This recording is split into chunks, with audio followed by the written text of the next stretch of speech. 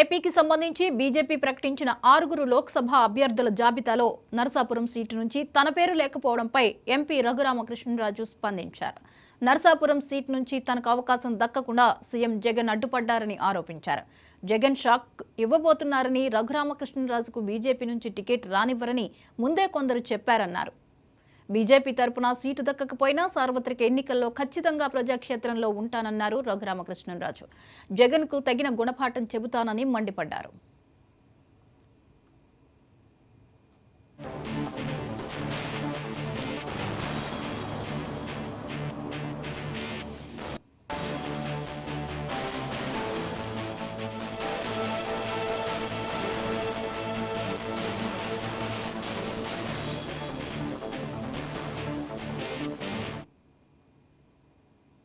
నేను ఎటువంటి ఆందోళనలోనూ లేను, అలాగనే ఆనందంగా ఉన్నానని చెప్పి నేను చెప్పట్లా. Life is a game and I will play it. Life is a challenge, I accept it.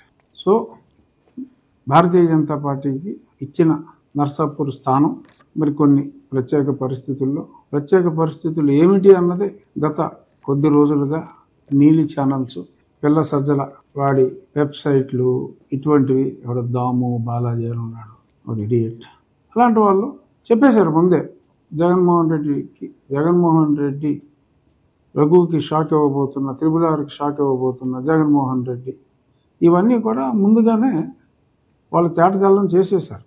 ఎట్టి పరిస్థితుల్లోనూ భారతీయ జనతా పార్టీలో రఘురామకృష్ణరాజుకి సీటు రానివ్వడు జగన్మోహన్ రెడ్డి అని.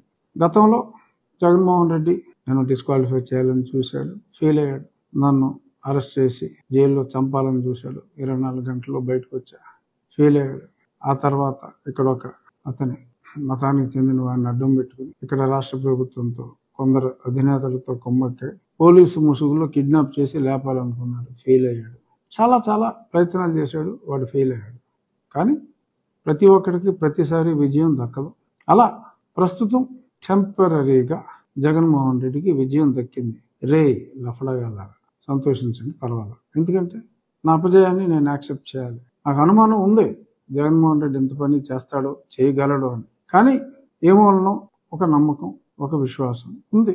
నేను ఓన్లీ టెంపరీగా నా ఓటమని మనస్ఫూర్తిగా అంగీకరిస్తూ వాడి ముందు వాడి 4 సంవత్సరాల కష్టం అన్నీ ఫెయిల్ అయిన తర్వాత కొంచెం ఈజీ టార్గెట్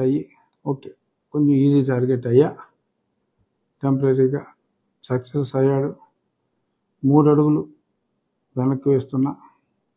కానీ రాబోయే రోజుల్లో ప్రజాబలంతో, ప్రజల అండతో ప్రతి వ్యక్తి చేత అడుగులు వేయించి రాజకీయంగా వాడిని అధపాతాళానికి తొక్కబోతే నా పేరు రఘుగారు.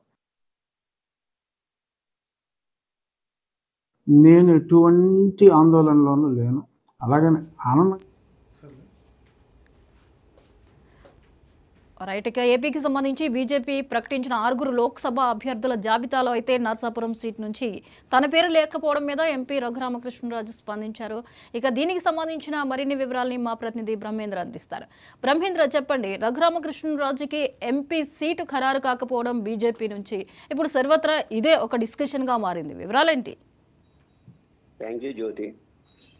మొదటి నుంచి కూడా ఆయన ఒక రెబల్ అభ్యర్థిగా వైఎస్ఆర్సీపీలో ఉండటం, ఆయన్ని సిఐడి వాళ్ళు అరెస్ట్ చేయడం, అప్పటి నుంచి కూడా ఈయన ప్రశ్నలు లేవనెత్తడం, అప్పటి నుంచి కూడా ఈయన రిజైన్ చేయకుండానే వాళ్ళ మీద పరోక్షంగా విమర్శలు చేయడం కూడా జరుగుతుంది. ఆయన మొన్న ఫిబ్రవరి 24వ తారీఖున ఆయన పార్టీకి రిజైన్ చేసి, నాకు ఏ పార్టీ నుంచి అయినా పార్లమెంట్ స్థానానికి నరసాపురం నుంచి నేనే పోటీ చేస్తాను, అటు బీజేపీ కానీ, ఇటు జనసేన కానీ, టీడీపీ నుంచి కానీ ఆయన తాడేపల్లిగూడెం సభలో జనసేన అధ్యక్షుడు పవన్ కళ్యాణ్, అలాగే టీడీపీ అధ్యక్షుడు నారా చంద్రబాబు సమక్షంలో కూడా జెండా సభలో ఆయన బహిరంగంగా కూడా ప్రకటించడం జరిగింది. నాకు పక్కాగా కన్ఫర్మ్ అవుద్ది టికెట్, నరసాపురం పార్లమెంట్ నుంచే నేను పోటీ చేస్తున్నాను. కానీ ఇప్పుడు అనివార్యంగా చూస్తే బీజేపీ నుంచి కూడా ఆయనకి టికెట్ రాకపోవడం చాలా మనస్తాపానికి గురైనట్టుగా కూడా తెలుస్తుంది. ఇక్కడ ఉన్న కేడర్ లో కూడా ఆయనకి రాకపోవడం కొంత విచారం వ్యక్తం చేస్తున్నారు.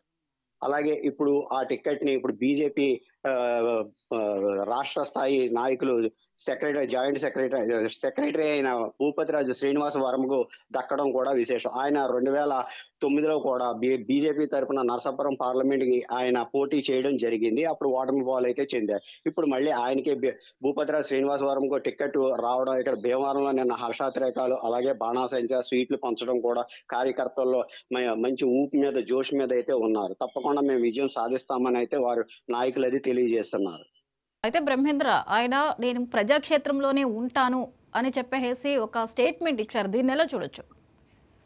స్టేట్మెంట్ అయితే ఇచ్చారు కానీ ఇంకా ఏ పార్టీ నుంచి పోటీ చేస్తాం అన్నది అయితే ఇప్పుడు ఇంకా ఎక్కడా కూడా ఖాళీ అయితే లేదు. అలాగే ఆయన ఇండివిజువల్ గా అంటే ఇండిపెండెంట్ గా పోటీ చేస్తారా అన్న మీమాంస అయితే జరుగుతుంది. ఎందువల్ల అంటే అటు ఉండిలో ఫస్ట్ నుంచి కూడా వేటుకూరి శివరామరాజుకి టికెట్ ఇస్తారని ఆయన ఆశించారు. ఆయనకి టీడీపీ నుంచి ఎమ్మెల్యే టికెట్ రాకపోవడంతో ఆయన ఇప్పుడు ప్రస్తుతం ఇండిపెండెంట్ గా పోటీ చేస్తున్నారు. ఆయనకి ఈయనకి కూడా మంచి సంబంధం అయితే కూడా ఉంది. ఇద్దరు కూడా మంచి దోస్తిగా కూడా వ్యవహరిస్తారు.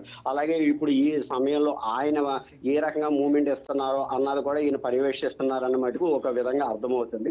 ఇప్పుడు ఈయన కూడా అదే విధానంలో ఇండిపెండెంట్ గా పోటీ చేస్తారా అన్నదైతే ఇక్కడ కొంచెం ప్రశ్నార్థకంగా అయితే మారింది. ఎందుకంటే ఇండివిజువల్ గా పోటీ చేస్తే విజయం సాధిస్తారని చెప్పడం అంత ఇదిగా అయితే ఉండదు. అంటే పార్టీ తరఫున పోటీ చేస్తేనే అటు వైఎస్ఆర్సీపీ అయినా ఇటు బీజేపీ అయినా దానికి ఒక హోందాతనం ఉండి పార్టీ విజయం సాధించడానికి కూడా కొంతవరకు ఉంటుంది. అది ఇండివిజువల్ గా పోటీ చేస్తే ఎట్టి పరిస్థితుల్లోనూ అటు విజయం సాధిస్తారని అయితే మటుకు చెప్పలేము. Right, thank you Brahmendra.